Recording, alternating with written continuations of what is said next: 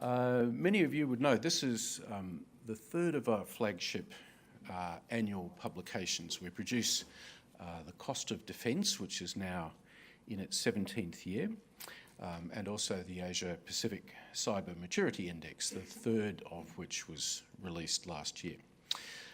So with the third Counterterrorism Yearbook, our aim is to provide a comprehensive review of CT developments and the changing nature of the terror threat. I'd like to thank Isaac Kafir, who's somewhere here in the audience. Hello, Isaac. Yes, there you are. Hard to see you behind the halo of the Director General just sitting in front of you. Isaac is the Director of our National Security Program and the head of our Counterterrorism Program. And I'd also like to thank Georgia Grice, who was recently an intern at ASPI for the very considerable task of editing this substantial volume.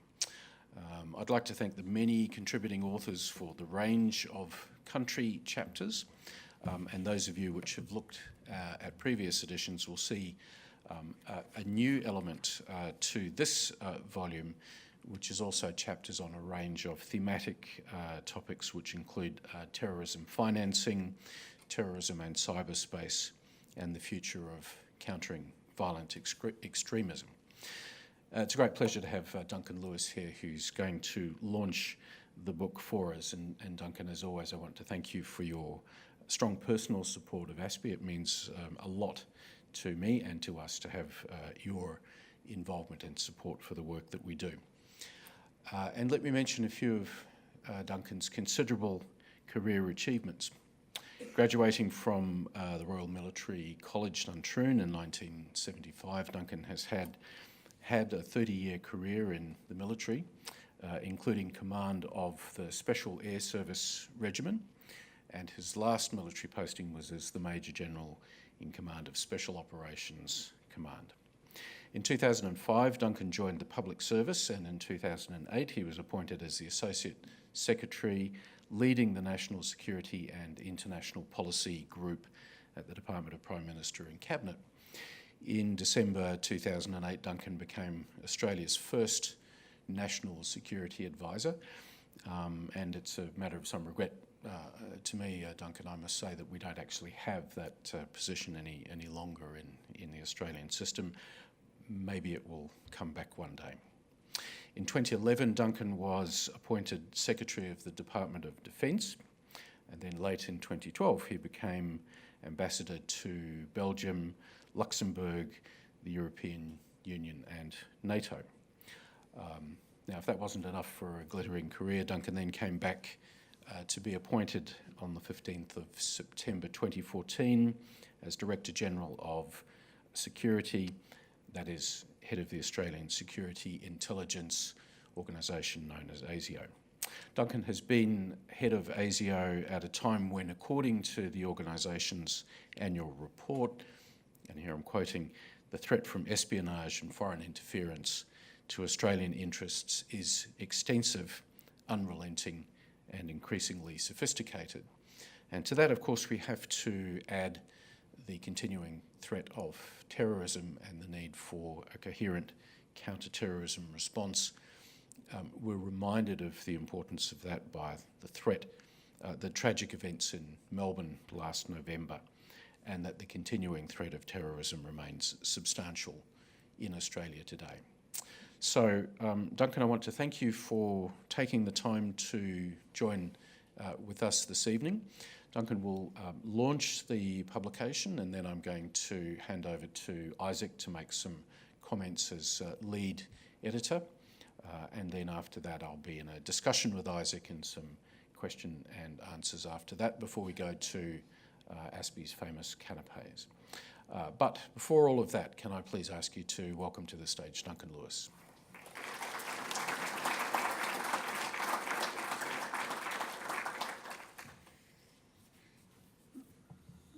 Peter, thank you for those very kind words of welcome. The length of that CV, ladies and gentlemen, is more a reflection of the time in service than any particular achievement. But it's a great honour, Peter, to be back here. I've said before that the Australian Strategic Policy Institute is, in my view, one of the gems that we have in the milieu of national security contemplation that results in national security action in this country, and the way in which you have led that organisation over these past years has been exemplary. You've got a wonderful staff. The organisation was established back in 2001, and I think you've now got nearly 40, or you've got 40 people. Every time I come into this building, you've occupied another corner of the building. It gets bigger and bigger. So the growth and the expansion of ASPI continues. It's a very great honour, ladies and gentlemen, for me to be invited to launch for a second occasion, the first occasion for this book, but the series of Counterterrorism Yearbooks. This is not my first time on the lectern. I had the opportunity back in 2017 to launch the 2017 edition. And I'm reminded a little bit about my career as a motivational speaker, because I was invited by the mighty West Coast Eagles at a time of their sort of pinnacle of performance back in the mid-90s to speak to the team before a game against Richmond. And I spoke with passion to them at half-time, and they went out and won the game by 20 goals. And I assumed that I was gifted and talented at that point, and not surprisingly, I thought I was invited back a week or two later to speak to them again in another game against Collingwood. And so another impassioned speech followed at half-time, and the mighty West Coast Eagles ran out and got beaten by about 15 goals. I've never been invited back. Maybe this is the last time I come here, Peter, I don't know. But it's a great honour to be back. Look, the first thing really is to compliment Isaac and the team for the compilation of the book. It is a very, very valuable tool. Countering terrorism remains one of our key missions in ASIO, as you would all know. It sits beside the other great mission that we have of counter-espionage and countering foreign interference. Now, as in 2017, when I was here last, I commend ASPI for the vision in anchoring such a vitally important, objective and timely publication around which so much study goes on in this city and upon which we draw for the facts and figures of the challenge that confronts us. ASPI's unique perspective as an independent, non-partisan think tank provides an important bedrock to contribute independent, critical, authoritative discussion about the CT environment. For me, ASPI work provides an additional lens. It's an alternative lens. When we consider the challenges and drivers of terrorism, the more lenses we can get on this, the better. And that is true of our perspective of the problem here in Australia and globally. The issue of terrorism is as diffuse and it's even more diverse than ever before. It's quite mercurial in the way it develops through time. The 2019 yearbook, the one that I am privileged to launch today, provides contemporary and thought-provoking insights into counter-terrorism strategy, into policy, legislation and operations. As with the two previous editions, this yearbook adds to the public discussion about CT challenges globally and here in Australia.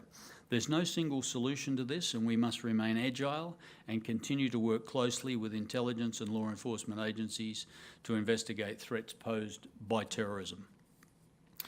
Since my last address at this event in 2017, I can say that generally the security environment remains largely unchanged.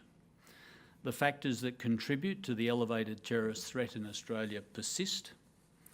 We continue to identify and investigate individuals in Australia who are engaged in or support terrorism. Australia's national terrorism threat level remains at probable, and most of you will recall that it was raised to probable on the 12th of September 2014. I'm never sure whether it's cause or effect, but the following day I took over as the Director General of Security. So I've been living with this heightened level of terrorist threat from that day forward.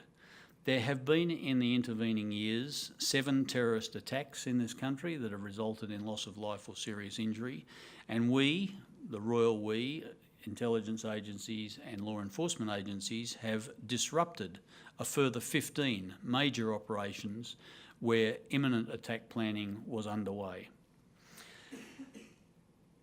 As illustrated, sadly, you just heard about it a moment ago, the Burke Street attack last year in Melbourne, the most likely form of terrorism in this country remains an attack by an individual or perhaps a small group, a very small group, using simple attack methodologies and simple weaponry. The characteristic of those attacks is they come out of the blue and they are generated at very short notice. The flash to bang time is very, very short. Now, while this methodology has been demonstrated, we've seen that on our streets, the possibility of a more complex attack cannot be ruled out. And again, you will recall the dreadful incident we had at Sydney Airport about 2 years ago, June 2017, when an Etihad airliner had been targeted and an explosive device was planned to be put on that aircraft. Now, it didn't happen for one reason or another, but we know, because we managed to exploit the device later on, that it was viable. And we know that it would have gone off had it been placed on the aircraft, and it would have resulted in the death of probably 300 or 400 people, the majority of whom were Australian citizens. So we can't rule out the possibility of a more complex attack. Extremist groups involved in the Syria and Iraq conflict, particularly ISIL, continue to inspire. They radicalise and they direct individuals in Australia to support and engage in politically motivated violence. Now, I say that in the full knowledge that you've been watching over the last couple of weeks what appears to be the kind of final demise, at least in a territorial sense, of ISIL. But you all know that the message lives on. The message will live on beyond the organisation, and it has an ability to be transmitted from the Middle East into our midst. So we're not in any particularly better position. I mean, it's a good thing that ISIL's territorial aspirations have been thwarted and the caliphate, essentially no longer exists. But the problem has not gone away. Now, while I do not propose to go into details about individuals, I note that around 100 Australians are currently in Syria and Iraq. You've seen a couple of them emerge in the media over the last few days. They have fought for or otherwise supported extremist groups involved in the conflict. These figures are estimates, and the capacity of the Australian government to confirm numbers is highly limited. And then, of course, we have the issue of children, of which there are, I can't give you an accurate figure, but at least 90 kids that we know of. And then there are children and children. Are we talking about a child that's 3 months old, or are we talking about a 17-year-old carrying a Kalashnikov? So there are issues to be addressed around that. Now, with the military and territorial demise of ISIL, it's resulted in the dispersal of foreign fighters, including Australians. Some have gone to ground in situ, some have gone into neighbouring countries, some have travelled to other parts of the world. But there is less certainty about people attempting to leave the area, although we do know, of course, those borders are absolutely porous. And more broadly, the challenge of what to expect in terms of potential return to home country. Now, we don't expect to see a large influx of these travellers in Australia. And across the Australian government, we're working very hard at present to ensure that any returnees will be managed appropriately. Government agencies have a comprehensive process in place. There is a framework in place for Australians with terrorist connections seeking to leave the conflict zone. I have every confidence that identified returnees will continue to be managed appropriately and on a case-by-case basis by the relevant authorities. So amidst this tumult, I consider the three main challenges in countering terrorism, and it's outlined in my preface to this very fine publication, and I think it might have gone online a little while ago, but in my preface I say that the three main challenges are these. First, terrorists continue to develop new and evolving tactics to propagate attacks. Secondly, terrorists' use of digital platforms to recruit supporters and mobilise ideas has proven to be a complex yet critical issue. And thirdly, the threat of returning foreign fighters, whether they're going back to their countries of origin or to a third host nation, remains problematic. These challenges are enduring and ever-evolving, and much like the Greek myth of Medusa, you cut off one snake's head only to reveal another. You understand terrorism is complex, it's volatile, and it's fluid. The nature of the current environment means that Australia's national security community continues to collaborate with social policy agencies. We collaborate with the private sector. We collaborate with academia, think tanks, such as the very one that is hosting us this evening. ASIO is in partnership with other Australian agencies and our allies. We remain resolute in continuing to do all that we can to protect Australia and Australians. ASIO continues to work closely with intelligence and law enforcement agencies both here in Australia and overseas to investigate threats posed by terrorism.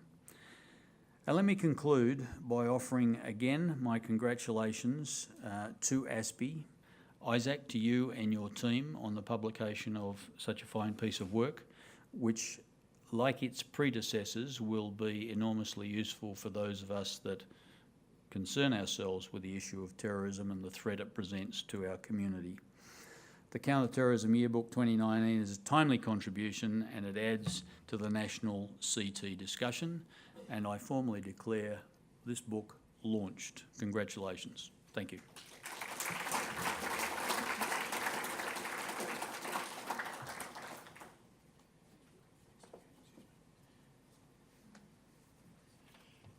Well, Duncan, thank you. I was thinking about those West Coast Eagles and not knowing much about sport. I thought, what about all those Eagles on the East Coast of the country? Don't you ever come and talk to them? Then I realised you were talking about a football team. But can I say, unlike those ungrateful Eagles, you're welcome to come back and talk to us any time you like. I'm grateful to you for your comments.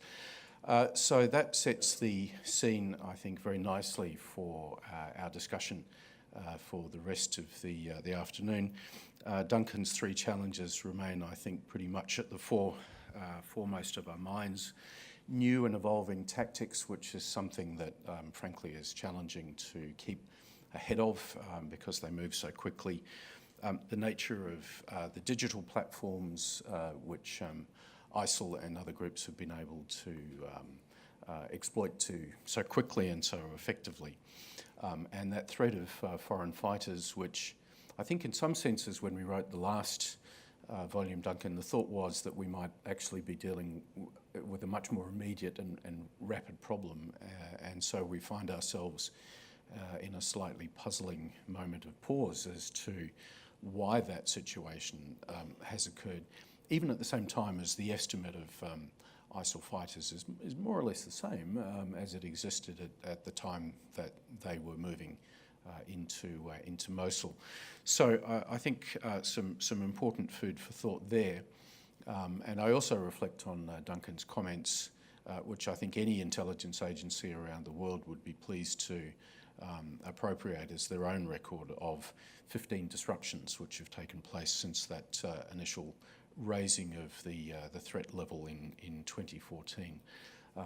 Behind that statistic, you have to imagine the huge amount of effort that goes into the analysis and gathering of information to have such an effective record as that, and it's worth acknowledging. So with that, Duncan, can I thank you once again for that address, and can I get you to please thank Duncan Lewis one more time?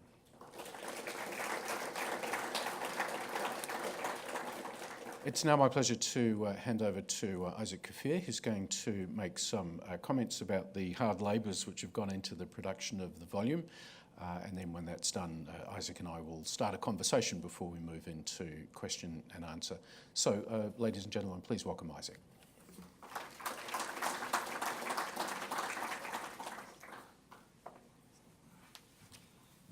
So I have a very tough act to follow to prominent Australians, so I'll try and keep my remarks short. Let me thank, first of all of you for coming out. This is, as Duncan mentioned, the third volume. We started out in 2017, and it's been interesting to see how the process has evolved. And in some ways, the challenge remains the same, but it's also constantly evolving. These organizations are constantly engaging in what we would describe as a learning competition. They are constantly learning from what we are doing. And as good as our security agencies are, they are constantly adapting. Secondly, I also want to thank, of course, all of the contributors. Special thanks to Steve Clark, who's not here. He's our invaluable publication manager who chases deadlines and makes sure that everything ticks along beautifully. I want to thank Larissa Joseph, Jack Norton, and the strategist team for all the helps with the blogs and making sure that everything is running on time. Also, special thanks to Renee Jones and the events team for, again, another superb launch. So thank you very much to you all. So this is the second volume that I have been involved with. Last year, I was lucky to work with Sophia Patel, who's currently pursuing a PhD at King's College London. This year, I was lucky to work with one of our interns, and this is another example of the invaluable work that ASPI does. We work with our interns. We entrust them to carry very challenging tasks, and Georgia has been fantastic. She chased after authors. She spent numerous weekends at the office whilst also doing all of her ASPI other works. Literally, I mean, this book couldn't have been done without her enormous support. So I wish to thank her. I'm hoping she's sleeping now in Sweden, but knowing Georgia, one never wouldn't be too sure about it. I also want to thank the men and women who serve our communities so well on a daily basis. From the regular police officers who are interacting with the communities, who are trying to make sure that our streets are safe. You know, it's not just about the folks at ASIO or at the upper echelons who are doing the assessment. It requires tremendous amount of manpower to have a successful interdiction program. And we really have to recognize the daily struggle that these men and women face, because I can assure you, having spoken to many of them, they never go home and sort of switch off. It's always at the back of their mind, and it is a constant issue for them.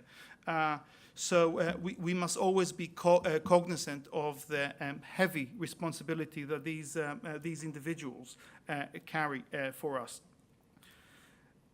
So one of the key challenges in working on this book has been, trying to anticipate where are these entities going. And we've mentioned ISIL, but we also mustn't forget Al-Qaeda. Al-Qaeda is probably stronger today than it hasn't been in a very, very long time. It's estimated that they have about 40,000 fighters strewn all over around the world. Zawahiri has engaged in a very effective franchising strategy that has placed Al-Qaeda at the epicenter now of the Salafi jihadi architecture.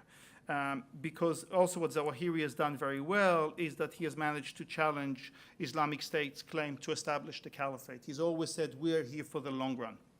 And it's no coincidence that recently the United States government had placed a $1 million bond on Hamza bin Laden, the son of Osama bin Laden. Now, Hamza bin Laden will be 30 this year. Zawahiri is 70.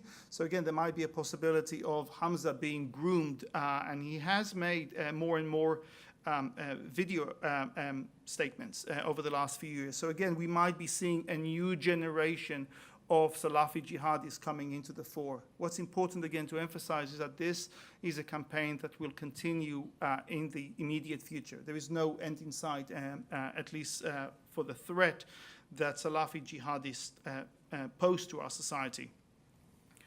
So I'm going to keep my remarks short. And again, I want to thank you all for coming, and I thank Duncan for all of his support and assistance. Thank you very much.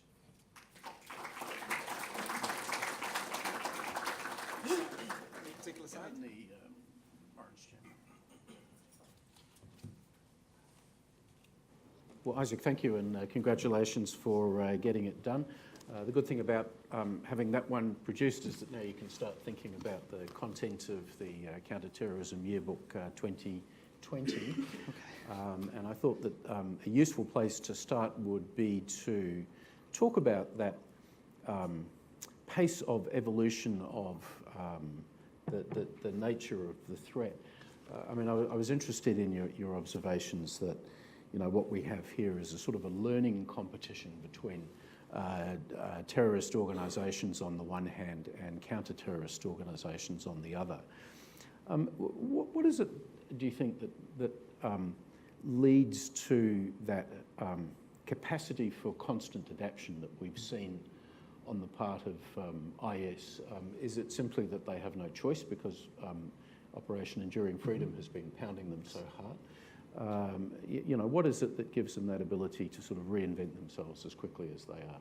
So I would say, I mean, these are ideologues. They believe in their cause, and they study us, they learn us. If we read their literature, whether it is the management of savagery or any of the other big pieces, they're telling us what they want to do. They have a vision for the future, and they will do whatever it takes to achieve their goal.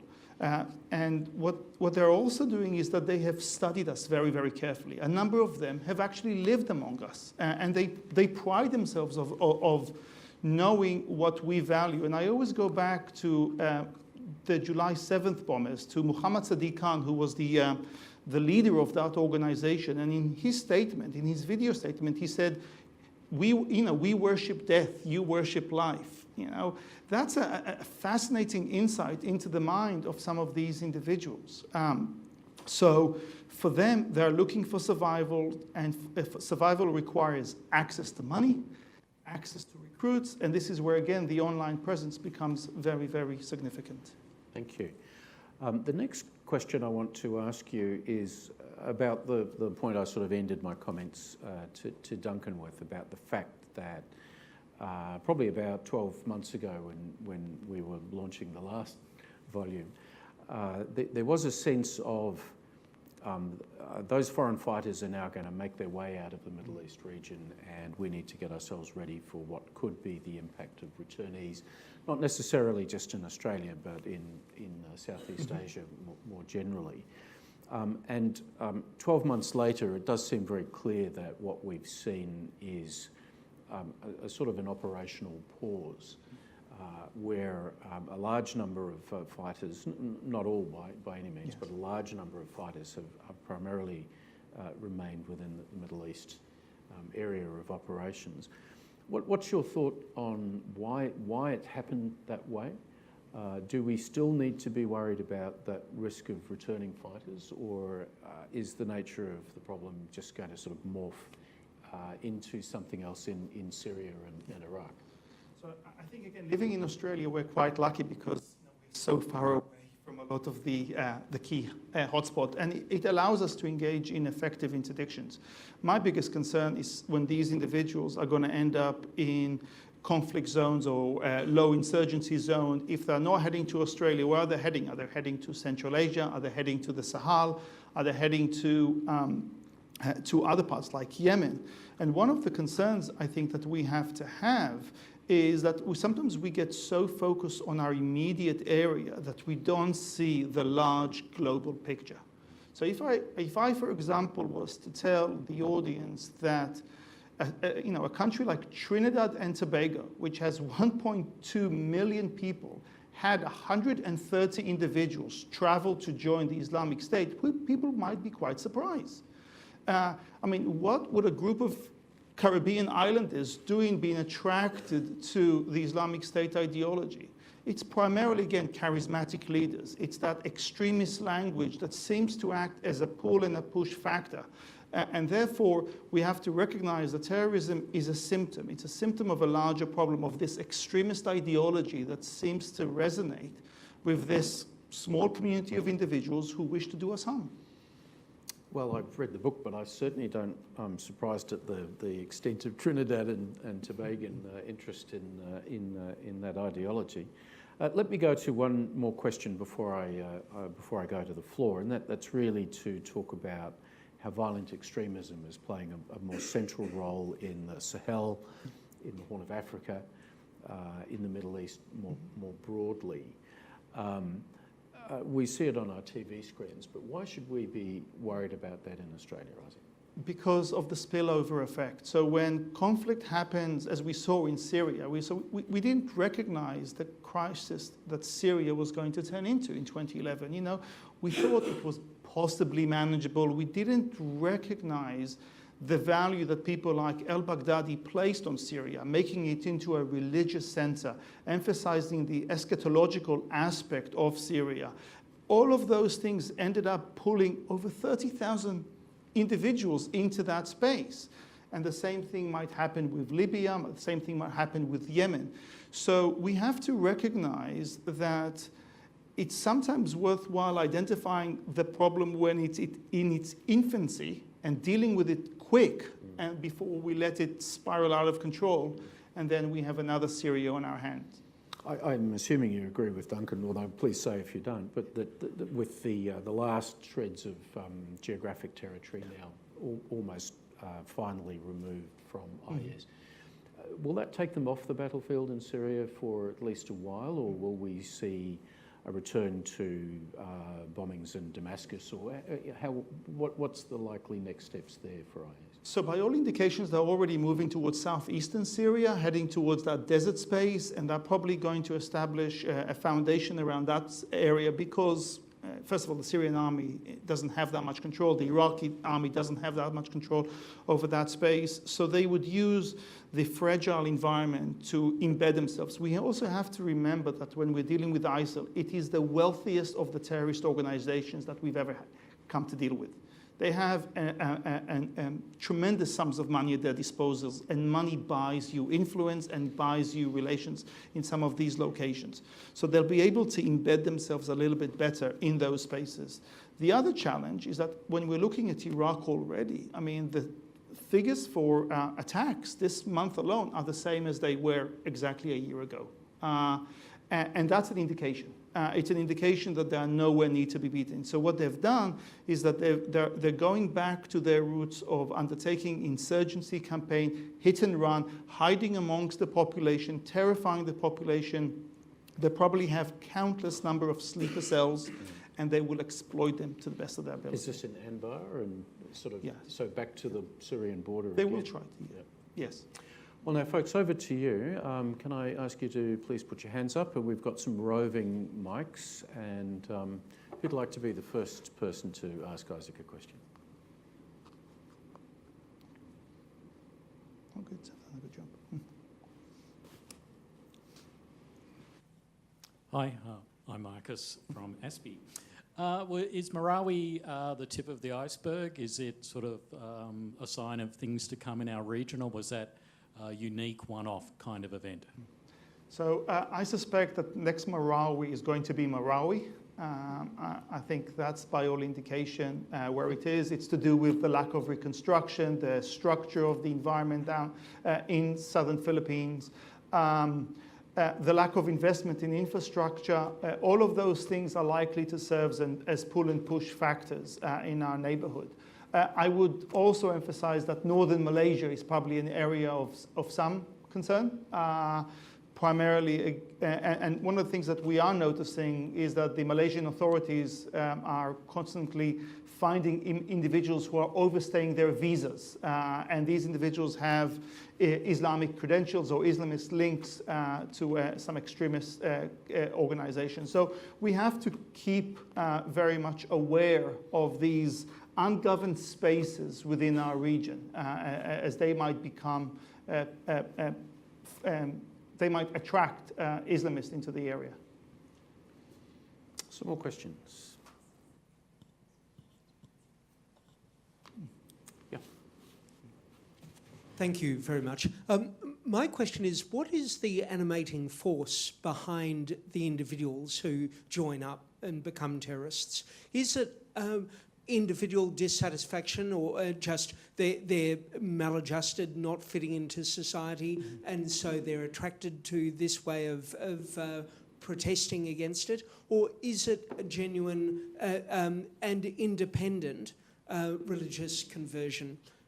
So I think we have to be careful when we're looking at recruits as a singularity. There's actually a typology here that we have to identify. So we do have, if we look, for example, at the case of Europe, so out of the 99 individuals who had committed acts of terrorism between 2014 and 2019, about 24 have had criminal convictions. So prison is clearly an issue, primarily in the European settings. Over half have had a criminal background. So we have to be very cognizant of what is happening in the prisons. Now, again, here in Australia, I think we're doing an okay job. I would be concerned about prison populations in Bangladesh. I would be concerned about prison populations in Indonesia and in such locations. So that would be one concern. We then, I think, also have to break it down to age groups. So again, we've seen a lot of teenagers heading from Europe to the Islamic State. But for example, if I look at Trinidad and Tobago, it was primarily people in their late 20s who could actually afford to make the trip because it was several $1,000s. The same thing here in Australia. Here in Australia, we've had three typologies. We've had, in the first wave, we've had people in their late 20s, early 30s. We then had a lot of people who were in their 20s. And now we have the lone actors who are primarily teenagers. So as we are deconstructing the type of recruits, we have to be very, very careful about trying to create an overarching data set in order to identify what are the pull and push factor.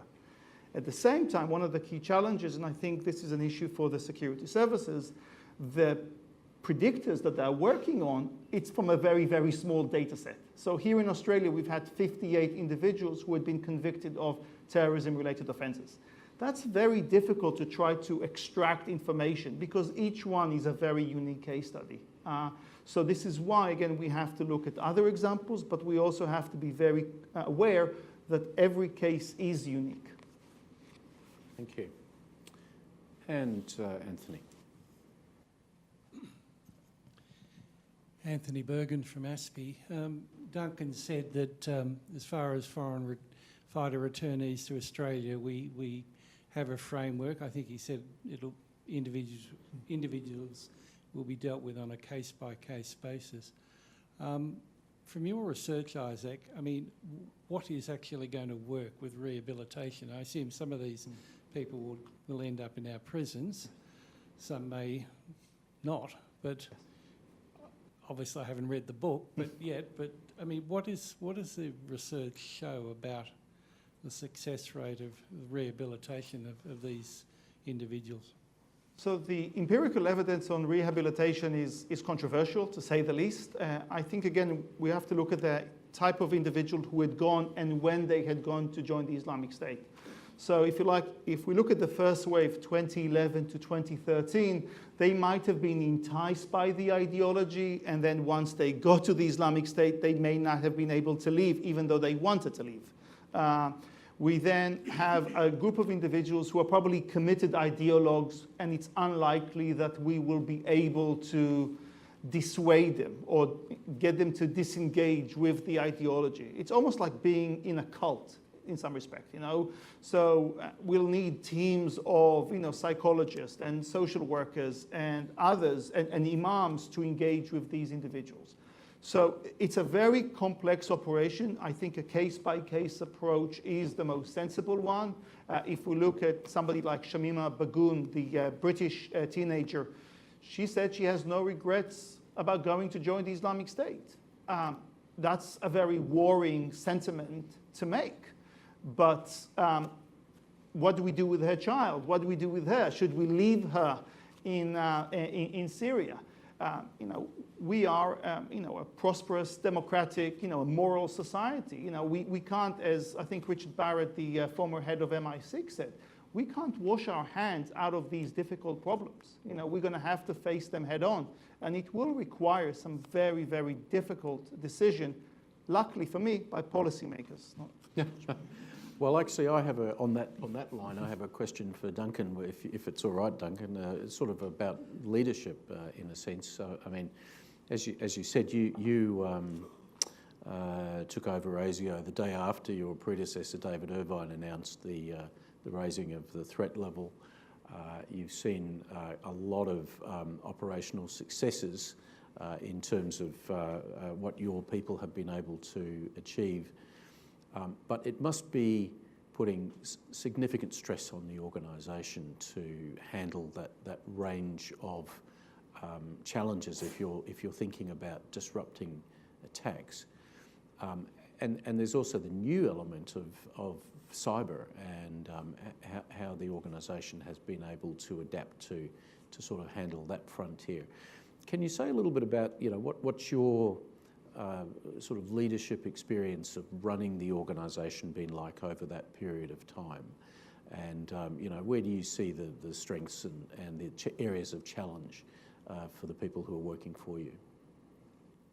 Yeah, thanks, Peter. I mean, the first sentiment I have, and I had this from almost the day I arrived, that I'd been standing on the shoulders of giants in terms of the preparation of the organisation. The ASIO is an extraordinarily robust organisation. It's people might find this amusing when I say it's an extraordinarily legal, law-abiding organisation. There is almost a pedantry around making sure that all the I's are dotted and the T's are crossed, because we are dealing with Australian citizens in the main, and one needs to be very mindful of your responsibilities with regard to those folks, particularly if you're about to give someone an adverse security assessment, because that's a pretty final act for many people.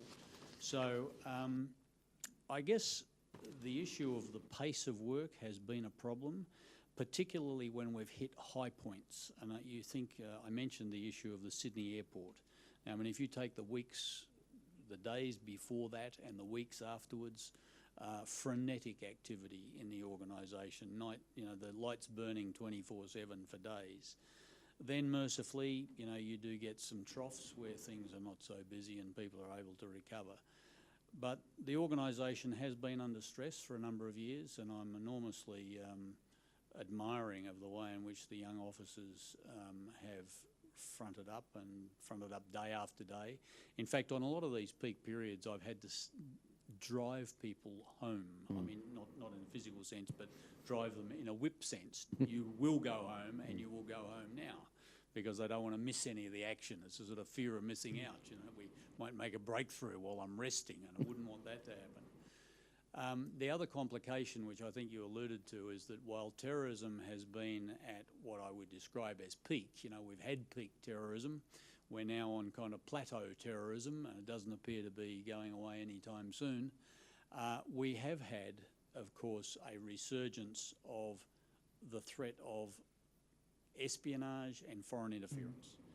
And since the early 2000s, when ASIO was given a large injection of funding to reconstitute the counter-espionage capability, we have been diligently rebuilding that. And it's getting to a place now where I think it's, we're not quite there yet, but we've made some fantastic progress. But I've said publicly that the threat of espionage in this country is unprecedented. I choose that word very carefully, publicly. I've used it on a number of occasions. But so we're running at two peaks, essentially, and that's pretty testing. Yeah. Duncan, what are the skill sets and personal attributes of the young people that you would like to see recruited into the organisation? I ask that just in case anyone here might be thinking about a career move. Here's a chance. I've got application forms with me if anyone's interested. You can fill it out. It depends, Peter, on, well, there are some underwriting and sort of foundational skills and capabilities, I think, which most people would identify with. But in a way, it's horses for courses. We are always short of technologists. It's very, very hard to draw from the Australian society the number of technologists that we need. I have some of the most amazing technical officers down sort of in the bowels of the organisation, people that busy themselves with encryption and with technology and interception and so forth. I mean, these people are absolutely world class. They don't do it for the money. They do it for the challenge, I think, more than anything. I mean, they consider themselves quite rightly to be on leading edge of world technology, and they love it. Intelligence officers are another group of people, of course, who are imbued, if they are successful, with very, very highly developed personal skills. They're engaging people. That's what they get paid to do. They go out and engage folks and they find out what the heck's going on.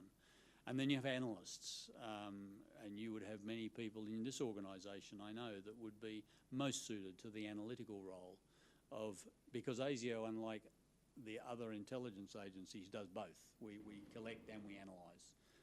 It's necessary because of the nature of the investigations that we run. It's a complete investigation. You need to discover the facts, analyse what's been done and what it means, and then provide advice to government or the community as to what needs to be done. So it's a pretty broad church. We've got people from all walks of life.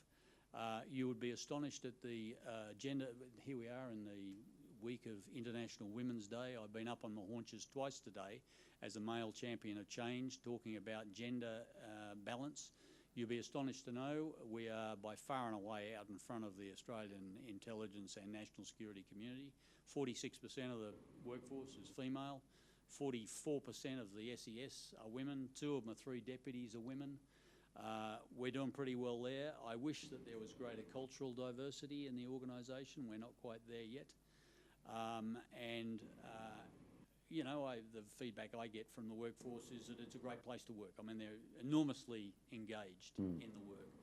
In fact, some of you will have been associated with the Defence Department, and you'll know those staff surveys that we put through to find out what the identification with mission is. Well, in the Australian Security Intelligence Organisation, I think the identification with mission was something like 96%. Now, that is mind-boggling. You know, I can't recall seeing that anywhere else in any place I've ever worked. And so that gives you an idea, I suppose, of the commitment of the... Yep. Sorry, it's a long answer. So I just hope the other 4%'s I'm looking not for your recruits. SES, Duncan. That's, I hope the 4%'s not your SES, though. That would be. Well, thank you for that, Duncan. That's great. One last quick one then to Isaac before I close proceedings, and that's to ask for some fearless predictions, mate. As you start to imagine Counterterrorism Yearbook 2020, what are the things you think we should be looking out for in the course of this year and early into next, in terms of where those trends might take terrorism and counter-terrorism over the next 12 months? So I would certainly agree with the view that it's technology. We're going to have to engage better with the tech sector. We have a tendency to focus on the big tech companies like the Facebooks and the Twitters, and sometimes we tend to ignore the smaller ones like Telegram or browsers like Tor. We also have to be, I think, more cognizant of the need for better linguistics skills. All of those actors, whether it is Al-Qaeda or Islamic State, even the Taliban. The Taliban have got a Telegram channel in Pashto, in Hindi, in Turkish. So if we are to figure out where they're going next, we're going to have to read exactly what they say.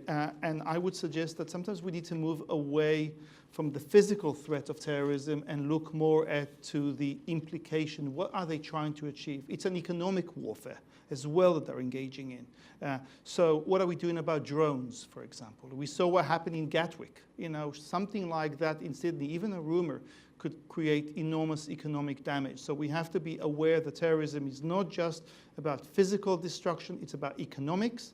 It's also about communication. So we have to do better at countering the narrative that these groups engage in. And finally, I would say, these guys listen and follow and watch us. You know, so I just read the newsletter from Islamic State from February of this year. And they make a direct reference to the Inspector General of the Defense Department, who basically said that Islamic State will regain territory. And they tout that. So we mustn't underestimate them because they are spending their time studying us. It's a strategic pause, but they are evolving, they are learning. Well, this has been a fascinating conversation. A few thoughts to conclude with. One, Duncan, I think you should get your folk to read Isaac's emails, because clearly he's getting some pretty weird stuff. Second, I'm waiting for the travel proposal for you to go to Trinidad and Tobago. So, not a chance would be my judgment on that one. I'll make sure it's during the cricket. And no, look. Firstly, Duncan, can I thank you very much for that and for the insights you gave us in the Q&A. Very much appreciated. Isaac, can I thank you for all of the work that you've put into, I think, what really is an excellent piece of work, and I commend it to you all. Can you please thank our speakers one more time?